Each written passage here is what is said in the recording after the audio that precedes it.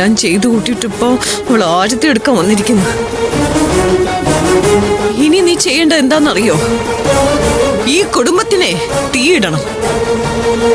ഇവിടെയുള്ള മനുഷ്യരുടെ മനസ്സിനെ കനല് കൂട്ടി വയ്ക്ക്.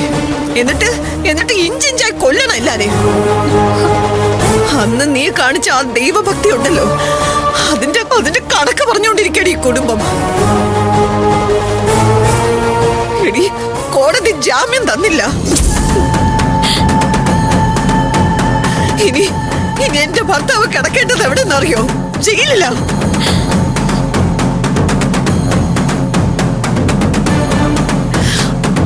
അതിന്റെ കാരണം നീ ഒഴുത്തിയ, നീ മാത്ര.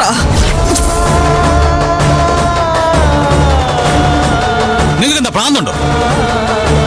നന്ദിനി അതിന്റെ കാരണക്കാരിയല്ലെന്ന് എത്ര തവണ ഞാൻ പറഞ്ഞു.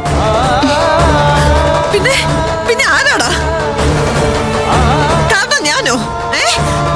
അതോ ഈ നിൽക്കുന്ന വേറെ ആരെങ്കിലോ? എന്ത് പ്രശ്നങ്ങളുണ്ടായാലും അതിന്റെ ഇടയിൽ നിന്ന് മുതലെടുക്കുന്നത് ദേ ഇവളാ.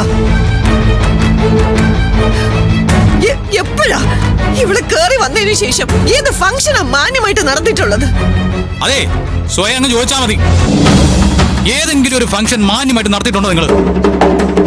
സൂര്യ, ഈ കണ്ടീഷനിൽ ആന്റിയോട് വെറുതെ തർക്കിക്കണ്ട. ആന്റി ഓൾറെഡി മനസ്സ് തകർന്ന അവസ്ഥയിലാ, അതറിഞ്ഞൂടെ? അതെ, അതൊക്കെ എനിക്ക് മനസ്സിലാവും. നിന്റെ ആറ്റിറ്റ്യൂഡാണ് എനിക്ക് മനസ്സിലാവാത്തത്. ഓ, അമ്മ നന്ദിനെ കുറ്റം പറഞ്ഞല്ലോ അല്ലേ?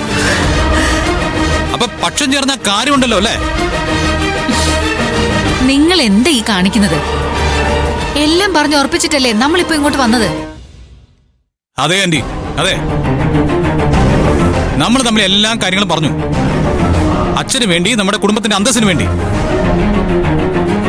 അല്ല, ഇനിയുള്ള കാര്യങ്ങൾ വളരെ ശാന്തമായിട്ട് മുന്നോട്ട് പോകണമെന്നും പറഞ്ഞിരുന്നു. പക്ഷെ ഇവിടെ സംഭവിച്ചെന്താ?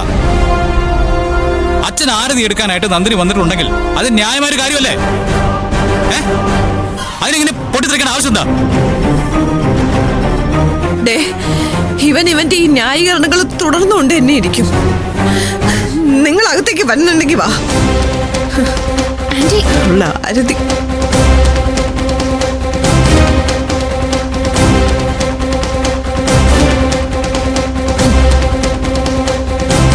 അച്ഛൻ ഇവിടെ ഇല്ല.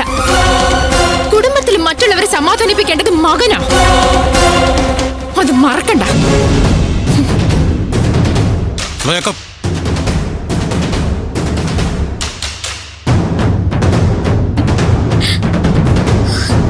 നന്ദിനി, അതെന്താ സർ ജാമ്യം കിട്ടാത്ത? നന്ദിനി, ഈ വിഗ്രഹമോഷണത്തിന്റെ കേസ് അന്വേഷിക്കുന്ന ഒരു സ്പെഷ്യൽ ടീമുണ്ട്. അവരാണ് ജാമ്യത്തിന് തടസ്സം നിന്നത്. അപ്പോ ഇനി എന്ത് ചെയ്യും സർ? ജാമ്യത്തിന് വീണ്ടും ശ്രമിക്കാൻ പറ്റും, ഒരു ദിവസം കഴിഞ്ഞിട്ട്. സാറേ, ഇപ്പം യതീന്ദ്ര സാറിനെ ജയിലിലേക്ക് കൊണ്ടുപോകുമോ? കോടതിയിൽ നിന്ന് നേരിട്ട് അങ്ങോട്ടായിരിക്കും.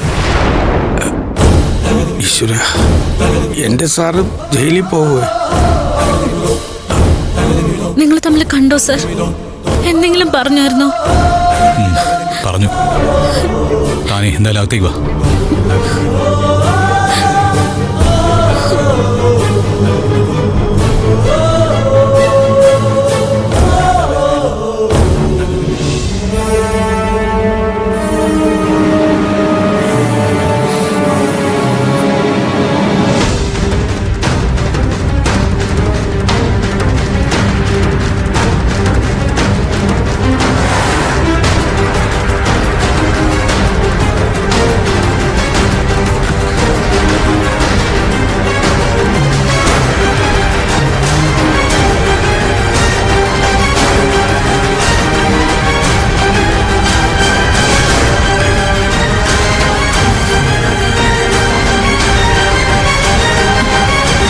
രഞ്ജിത്ത്,